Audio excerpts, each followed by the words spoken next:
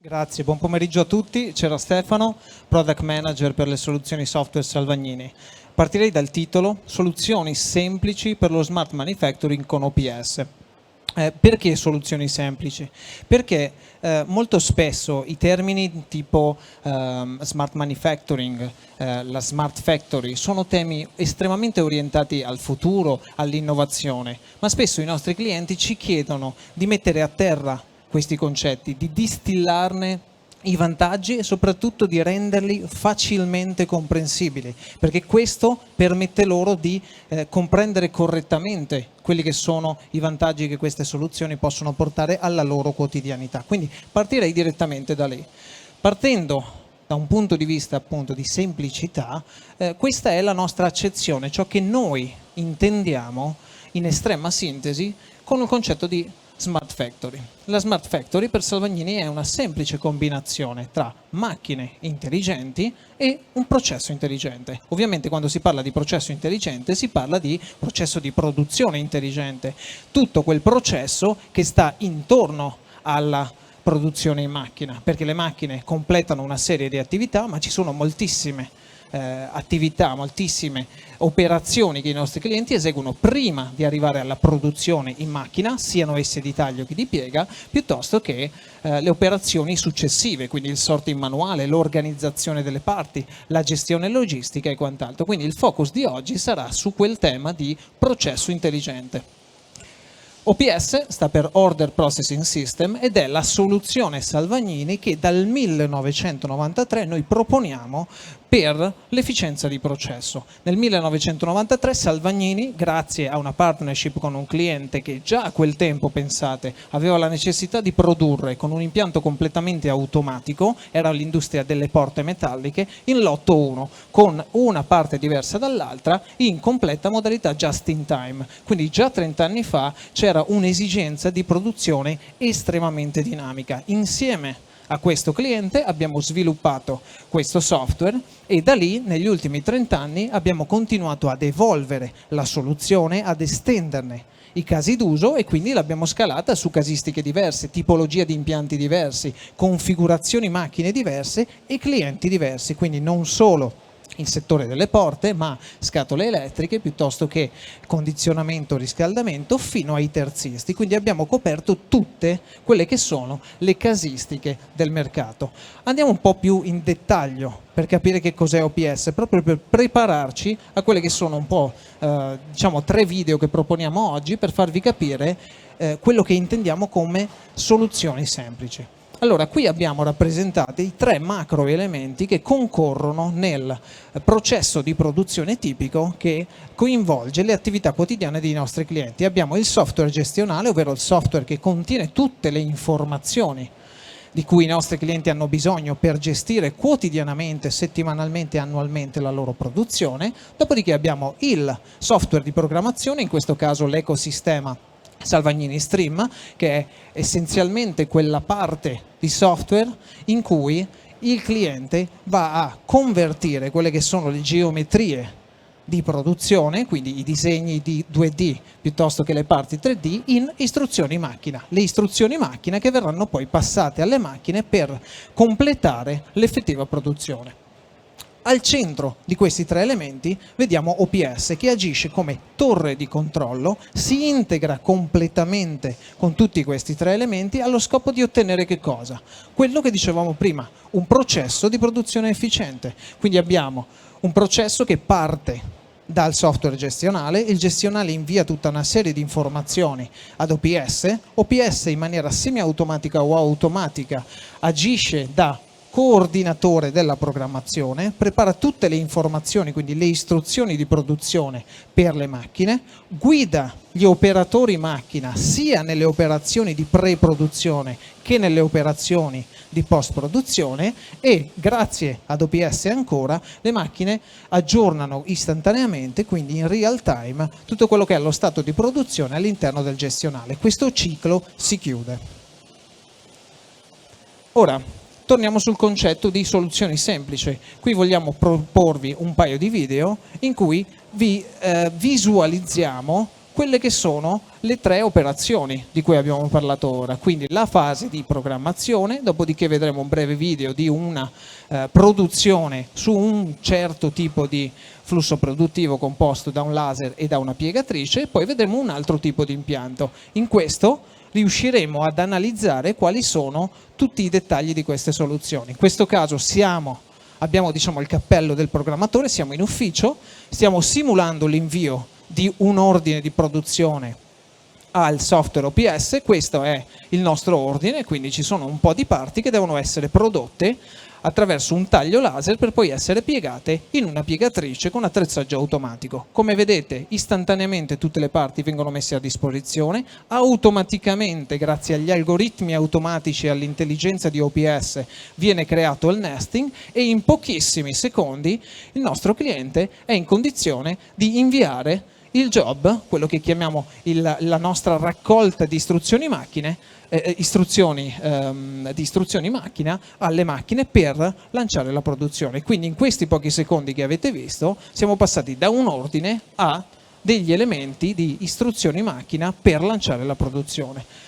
Da qui passiamo ora a bordo macchina. Qui abbiamo sempre OPS che, grazie a questo strumento, va a guidare l'operatore nel sapere esattamente qual è la sequenza delle parti da produrre, dei job da produrre, quindi anche in questo caso non serve carta, è un processo completamente privo di iterazioni non efficaci e non vantaggiose, quindi togliamo tutti quelli che sono i classici colli di bottiglia che ci sono tra l'ufficio, chi invia poi diciamo, la pianificazione della produzione e chi si occupa di eseguirla. Qui abbiamo reso un po' più rapido il video appunto per non focalizzarci sulla parte di taglio. Ecco che abbiamo tagliato il nesting. Abbiamo detto prima, OPS aiuta i nostri clienti in fase di pre-produzione, quindi programmazione, guida l'operatore nello scegliere il corretto job e quindi la corretta sequenza di produzione, e qui vediamo come OPS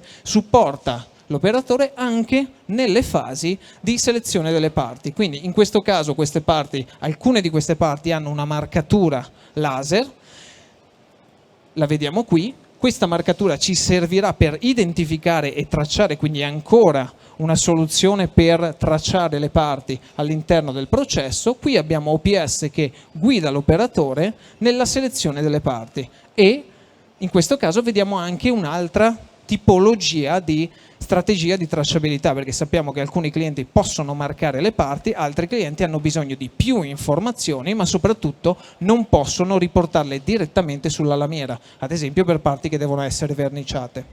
In questo caso la selezione delle parti, il sorting manuale, è stata fatta dall'operatore che è stato guidato interamente da OPS. Qui vediamo un AMR, quindi Autonomous Mobile Robot, l'evoluzione dei precedenti AGV, che sposta il materiale, quindi operazione intralogistica tra una tecnologia e l'altra. La parte, quindi tutto il kit in questo caso che deve essere piegato, arriva in piegatrice. L'unica attività che l'operatore deve eseguire è scansionare questi codici riportati sulla lamiera, il programma si carica un automatico, la macchina in questo caso si attrezza in automatico, quindi stiamo parlando di una B3 auto, e nel momento in cui tutte le informazioni sono disponibili e la macchina è pronta, possiamo partire ed eseguire la piega. Come avete visto, questo è un caso tipico di un flusso produttivo che sicuramente molti di voi vedono tutti i giorni, quotidianamente, di laser e piegatrice. È chiaro che vederlo sviluppato in questo modo, con questa tipologia di integrazione, i vantaggi sono evidenti. Vediamo ora un caso diverso. In questo caso si tratta di un impianto diverso, completamente automatizzato, magazzino automatico, punzonatrice e cesoiatrice integrata S4 e posizionata in linea con una pannellatrice Salvagnini. In questo caso avete visto OPS ha guidato di nuovo l'operatore macchina, l'operatore dell'impianto nella scelta di quelli che sono gli ordini da mettere in produzione. Qui abbiamo un impianto che ha una caratteristica principale, cioè non funziona, non viene a gestire solo una produzione in linea, ma alcune delle parti vengono scaricate nella stazione di mezzo, quindi alcune parti sono soltanto punzonate e scaricate, altre vengono anche piegate.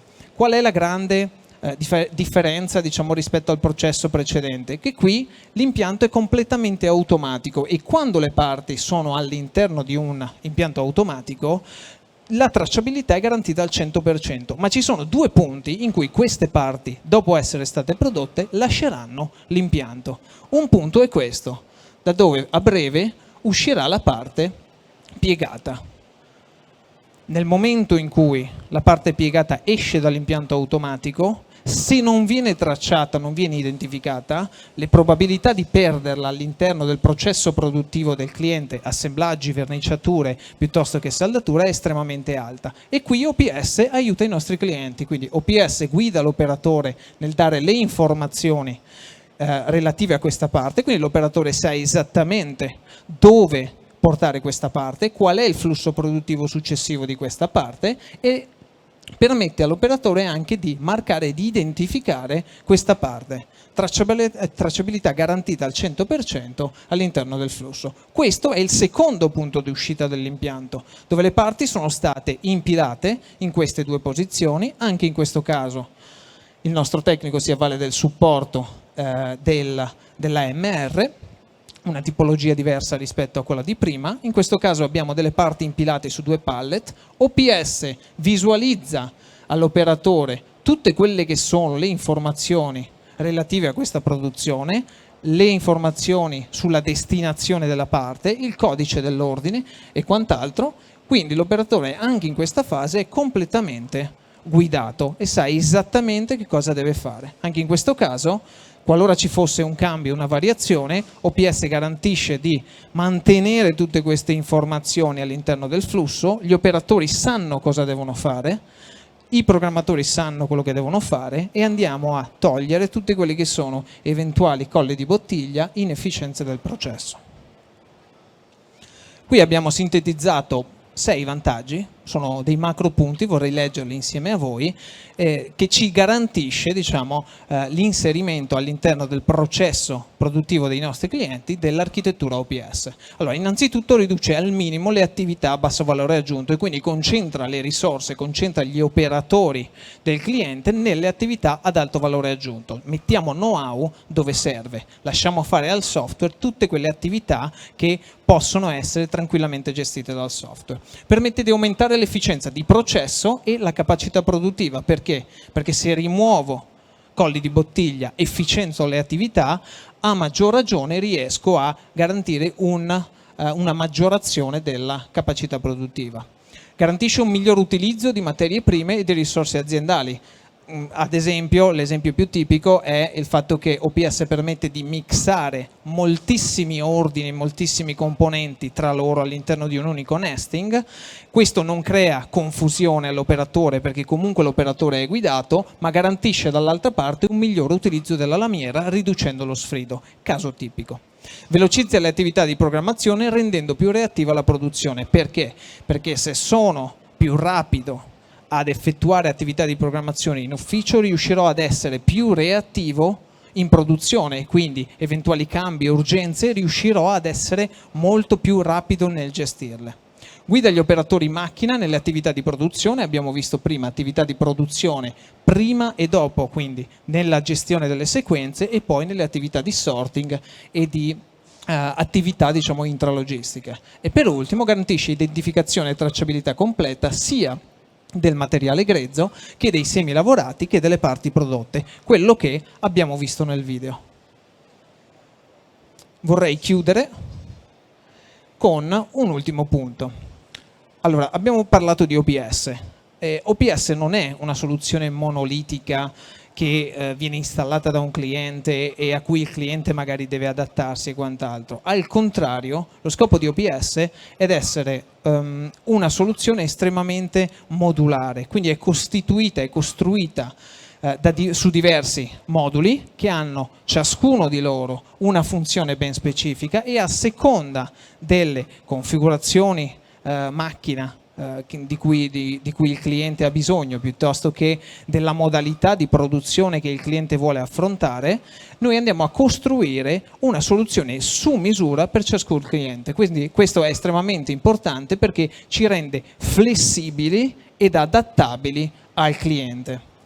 Un'altra cosa estremamente importante, si parla di digitalizzazione, si parla di evoluzione, talvolta noi parliamo appunto di evoluzione, diciamo, industriale del cliente, dove accompagniamo il cliente nella sua crescita, nell'evoluzione di quelli che sono i processi aziendali, le modalità di lavorazione, le tecnologie coinvolte.